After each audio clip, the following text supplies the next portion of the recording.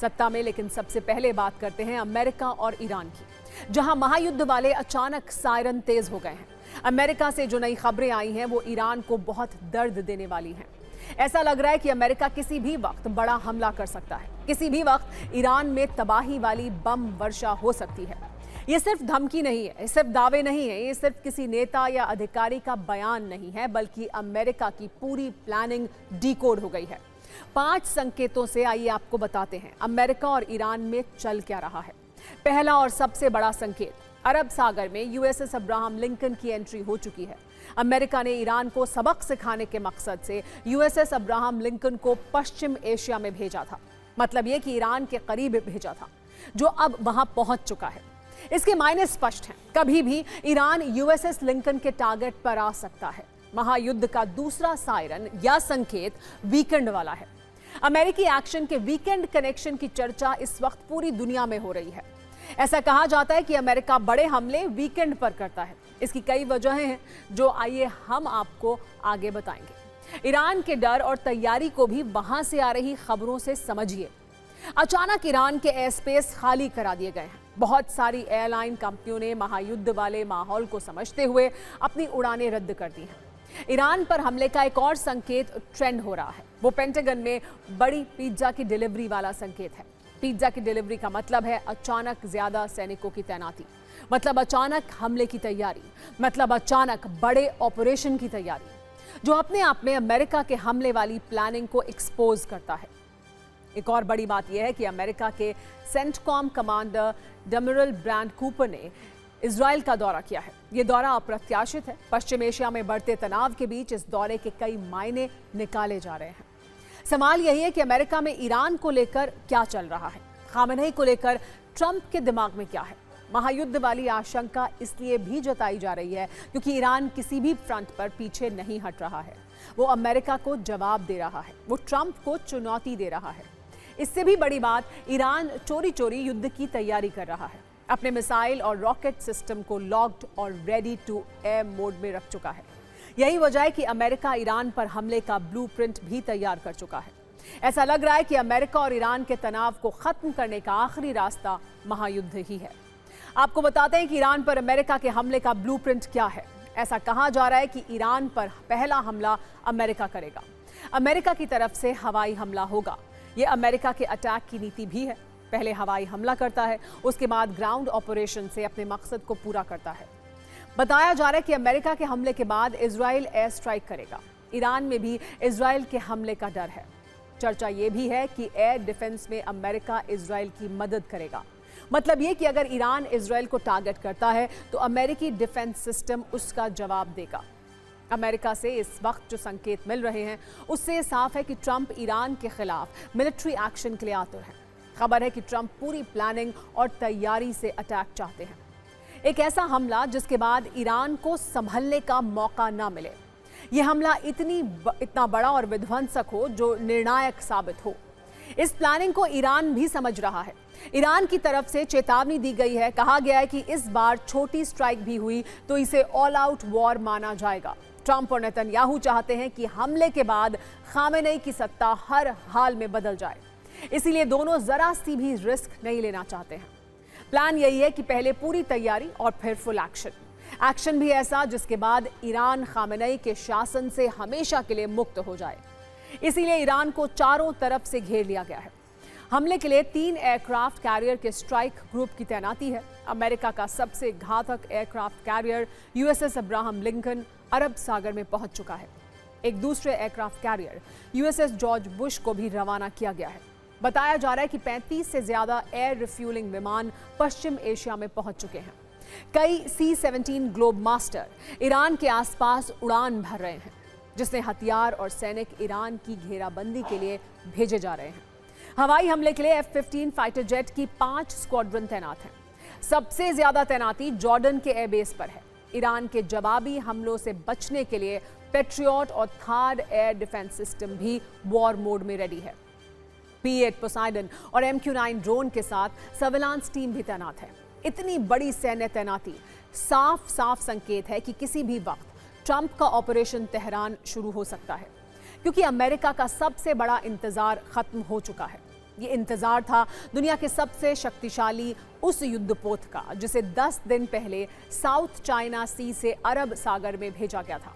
लगभग 56 किलोमीटर प्रति घंटा की रफ्तार से आगे बढ़ता अब्राहम लिंकन अब ईरान के बेहद करीब है, जिसके साथ खतरनाक टॉमहॉक मिसाइलों से लैस डिस्ट्रॉयर भी मौजूद हैं, जिस पर 70 से ज्यादा फाइटर जेट्स और हेलीकॉप्टर हैं, जिनमें मुख्य रूप से F-35 लाइटनिंग और F-18 जेट शामिल हैं।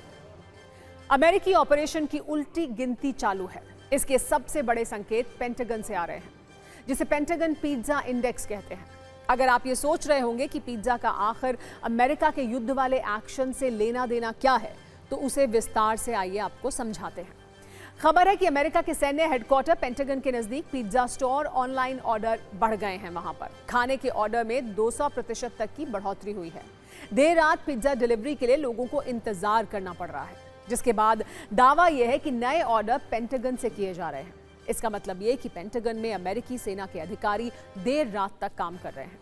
ईरान के खिलाफ मिलिट्री एक्शन को फाइनल करने के लिए वहां मंथन हो रहा है। जब जब अमेरिका कोई बड़ा मिलिट्री एक्शन करता है, उससे पहले इसी तरह पेंटागन का पिज्जा इंडेक्स बढ़ जाता है। जब भी ऐसा होता है, युद्ध वाली आशंका भी बहुत बढ़ जाती है। ईरान पर अमेरिका के संभावित मिलिट्री एक्शन का एक वीकेंड कनेक्शन भी है, जो ये बताता है कि ईरान के लिए आज की रात बहुत भारी है। दरअसल ट्रंप के शासनकाल में अमेरिका के 2 बड़े मिलिट्री ऑपरेशन हुए और दोनों ही वीकेंड पर हुए। वेनेजुएला के प्रधानमंत्री मादुरो के अपहरण वाला एक्शन भी शनिवार और रविवार की रात को हुआ।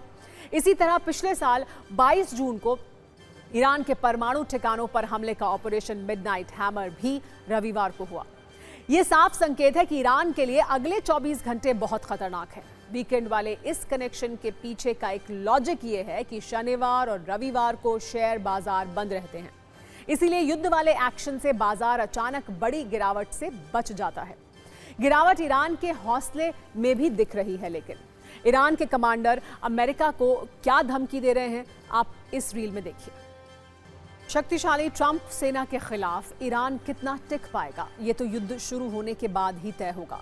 लेकिन ईरान बुलंद हौसलों के पीछे उसकी मिसाइल शक्ति है। IRGC की प्लानिंग साफ है। अमेरिकी हमलों का जवाब उसके अलग अलग बेस पर हमले से दिया जाएगा। अरब देशों में मौजूद सारे अमेरिकी बेस मिसाइल टारगेट पर होंगे। अरब देशों में ईरान के 19 बड़े सैन्य बेस हैं। इनमें से कुवैत का अल सलेम एयरबेस, कतर का अल उदैद एयरबेस, इराक का अल हरीर एयरबेस और संयुक्त अरब अमीरात में अल दफरा एयरबेस और सऊदी अरब में प्रिंस सुल्तान एयरबेस ईरान के निशाने पर होंगे। ईरान के पास कई ऐसी मिसाइलें हैं जो अरब देशों में अमेरिकी बेस को धुआं धुआं कर सकती हैं। इनमें से 2 सबसे शक्तिशाली मिसाइल फतेह और सेजल हैं, जो अमेरिकी एयर डिफेंस को भी चकमा दे सकती हैं। फतेह की अटैक स्पीड आवाज की गति से 15 गुना और सेजल की करीब 13 गुना है। फतेह मिसाइल 1400 किलोमीटर तक और सेजल करीब 2000 किलोमीटर तक हमला कर सकती है। फतेह को अपना टारगेट हिट करने में 5 मिनट से भी कम का वक्त लगता है, वहीं सेजल 8 मिनट से भी कम वक्त में अपने टारगेट को खत्म कर देती है। फतेह 500 किलोग्राम विस्फोटक और सेजल 700 किलो विस्फोटक ले जा सकती है। साथ ही परमाणु हथियार ले जाने की क्षमता है। दोनों में ही डिफेंस सिस्टम से बचने की क्षमता है। ये दुश्मन के रडार सिग्नल ब्लॉक कर सकती है। ईरान युद्ध वाली तैयारी भले ही कर रहा है, लेकिन विद्रोह पर उसका नियंत्रण अभी भी नहीं है। अब भी ईरान की सड़कों पर विद्रोहियों का कब्जा है। इस बीच सत्ता विरोधी प्रदर्शनों के सबसे बड़े केंद्र रहे मशहद से गिरफ्तार एक शख्स अली रहबर को फांसी दे दी गई। खबर है कि अली को सत्ता विरोधी प्रदर्शनों के आरोप में गिरफ्तार किया गया था। वो पेशे से एक स्पोर्ट्स कोच और फिटनेस ट्रेनर थे। बता दें कि ईरान में सत्ता विरोधी प्रदर्शनों के आरोप में लगभग 30,000 लोगों को अरेस्ट किया गया, जिसमें पहली फांसी अली रहबर को दी गई है। हालांकि अब तक 5,000 से ज्यादा लोगों के मारे जाने की खबरें भी सामने आ रही हैं। इतनी मौत और प्रदर्शन के बाद भी ईरान में प्रदर्शनकारी खामेनेई को सत्ता से हटाने के लिए डटे हुए हैं। इसके लिए वो हिंसा का रास्ता भी अपना रहे हैं।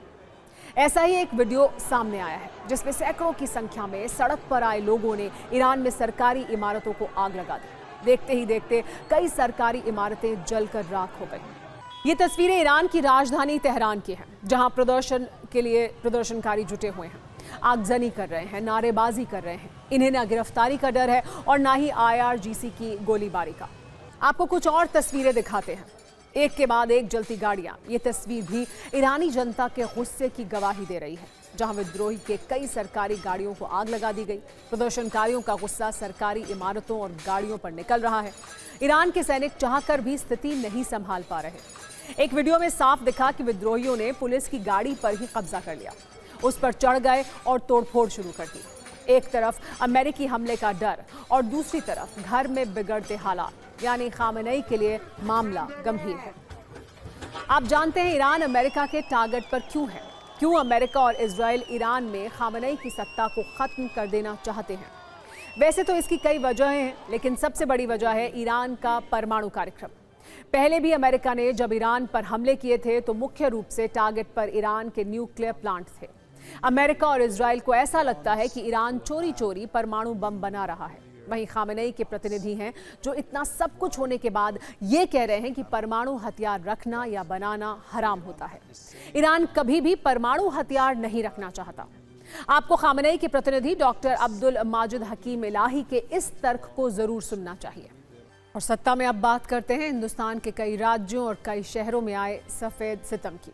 तस्वीरें आपकी आंखों के सामने होंगी। हर तरफ बर्फ ही बर्फ। उत्तराखंड, हिमाचल प्रदेश, जम्मू कश्मीर के कई शहरों में ऐसे ही हालात हैं।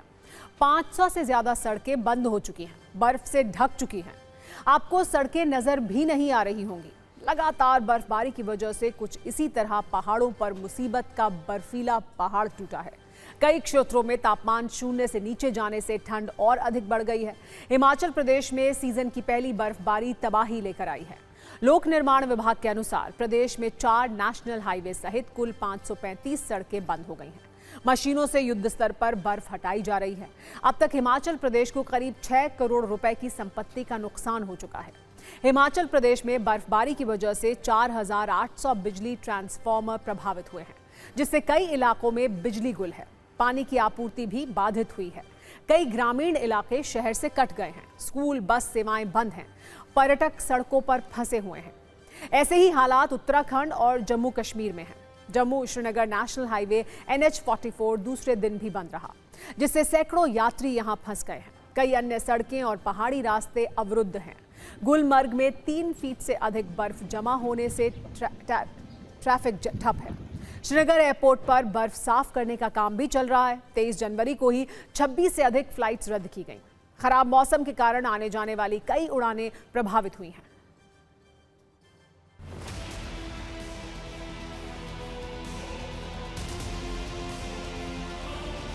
पुंछ के कलाई इलाके में मौजूद हूं और यहां से जो बिम्बर गली और सुरनकोट को जाने वाला पूरा रास्ता है उसे पुलिस ने बैरिकेडिंग कर यहां पर बंद कर दिया है, क्योंकि आगे जो है वो बहुत ज़्यादा बर्फ़ इकट्ठी हो चुकी है और साथ साथ में मशीनें लगाई गई हैं ताकि बर्फ़ को वहां से हटाया जा सके। लगातार बीती पूरी रात जो बर्फबारी हुई है, साथ में अगर आप ये देखेंगे जो ये पूरा रास्ता है, यहाँ पर जितनी भी गाड़ियाँ आ रही हैं उन सब गाड़ियों को यहाँ से पीछे की तरफ मोड़ दिया जा रहा है, क्योंकि आगे ब्लैक आइस जो है वो बहुत ज़्यादा जमी हुई है। अगर आप यहाँ देखेंगे तो ये देखिए, ये पूरा जो है सड़क यहाँ पर शीशा जमा हुआ है। ये सर आगे बर्फबारी बहुत है, रास्ता बंद है, कोई हादसा हो सकता है, कुछ इसलिए बंद हुई। तो एडमिनिस्ट्रेशन छोड़ नहीं रही है, कह रहे हैं गाड़ी का खतरा है आगे, तो यहाँ पे पुलिस ने लॉक कर दिया है, गेट बंद कर दिया है, बैरिकेड लगा दिए हैं।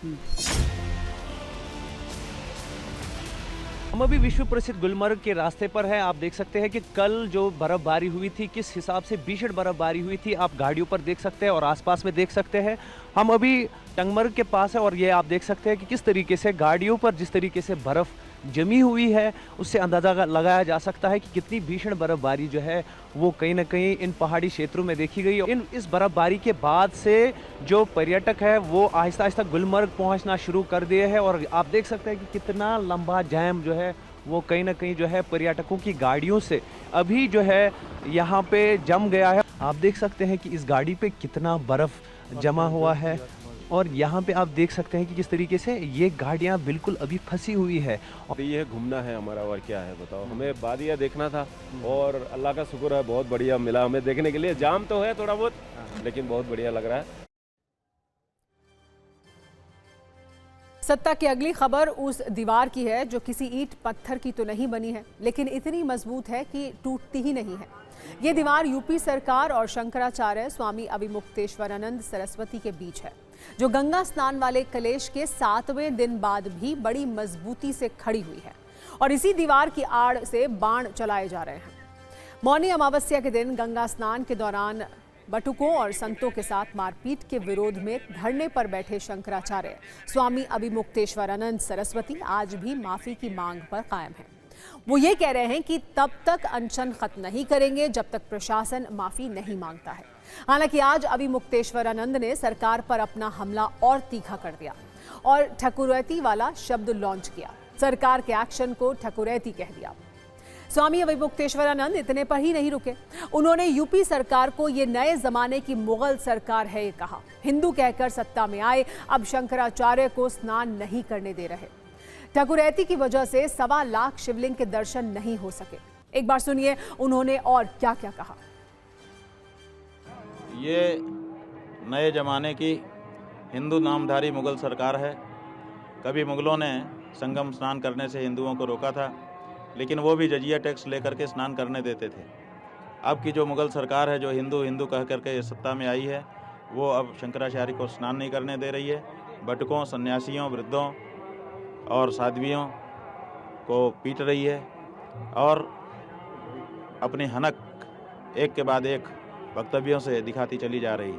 इस प्रसंग में एक तरफ आदित्यनाथ योगी का वक्तव्य आ रहा है और एक तरफ उसी सरकार के उप मुख्यमंत्री केशव प्रसाद मौर्य का वक्तव्य आ रहा है और जनता दोनों वक्तव्यों का आकलन कर रही है, दोनों वक्तव्यों से आशय निकाल रही है। तो लोग केशव प्रसाद मौर्य के वक्तव्य की सराहना कर रहे हैं, कह रहे हैं कम से कम उन्होंने एक जिम्मेदार मुख्यमंत्री या उप मुख्यमंत्री के रूप में बात कही है। ये सिलसिला कब तक चलता रहेगा स्वामी जी, ये भी एक बड़ा सवाल है। ये तो सरकार जब तक चाहेगी सिलसिला चलाएगी। उसको तो हमारी छवि को धूमिल करना है, क्योंकि हम गौ माता की बात उठा रहे हैं और वो गौ हत्या बंद करना नहीं चाह रही है। आप पूरे भारत में पूछ लीजिए, कहीं 1.25 लाख शिवलिंग एक साथ देखने के लिए आपको नहीं मिलेगा। ये पहला अवसर होता जो यहाँ पर होता। माघ मेला यादगार मेला बन जाता कि वो मेला जिसमें 1.25 लाख शिवलिंग हमने देखा था, लेकिन ठकुरैती के चलते ये सब नहीं हो पाया। वैसे जैसे जैसे दिन बीतता जा रहा है, स्वामी अविमुक्तेश्वरानंद को दूसरे शंकराचार्य का समर्थन भी मिलता जा रहा है। श्री गोवर्धन पीठ शंकराचार्य स्वामी निश्चलानंद सरस्वती ने ये तक कह दिया कि मुसलमानों के, ईसाइयों के शासनकाल में जो अत्याचार नहीं हुआ वो इन सब के शासनकाल में हो रहा है। एक से वाजपेयी, बुरा मत मानना वाजपेयी हो। उन्होंने पोप जो उस समय मिलने आए थे कहा उस आतंकवादी को खड़ा करके ये पूरी के शंकराचार्य हैं। मुसलमानों के शासनकाल में, क्रिश्चियनों के शासनकाल में जो अत्याचार नहीं हुआ वो इन सबके शासनकाल में हो रहा है। इस कलेश में सिर्फ संत ही स्वामी अविमुक्तेश्वरानंद का साथ नहीं दे रहे हैं, बल्कि विपक्षी नेता खुलकर उनके साथ हैं। समाजवादी पार्टी के अध्यक्ष अखिलेश यादव लगातार स्वामी अविमुक्तेश्वरानंद का समर्थन कर रहे हैं। आज तो उन्होंने प्रेस कॉन्फ्रेंस करके कहा कि शंकराचार्य डटे हुए हैं और सारे सनातनी उनके साथ हैं, नकली सनातनी की पोल खोल रहे हैं। जबकि कांग्रेस सांसद इमरान मसूद का कहना है कि पहले मुसलमान इनके टारगेट पर थे, अब शंकराचार्य को टारगेट किया जा रहा है। लखनऊ में कांग्रेस दफ्तर के बाहर एक पोस्टर लगाया गया जिसमें यह लिखा गया कि जो गुरु या वेदाचार्य का अपमान करता है वो भयानक नरक में गिरता है। हालांकि बीएसपी सुप्रीमो मायावती ने कहा है कि विवाद को आपसी सहमति से जल्द सुलझाना चाहिए। धर्म के कार्यों में राजनीतिक लोगों का हस्तक्षेप बढ़ गया है, जिसकी वजह से विवाद, तनाव और संघर्ष हो रहा है।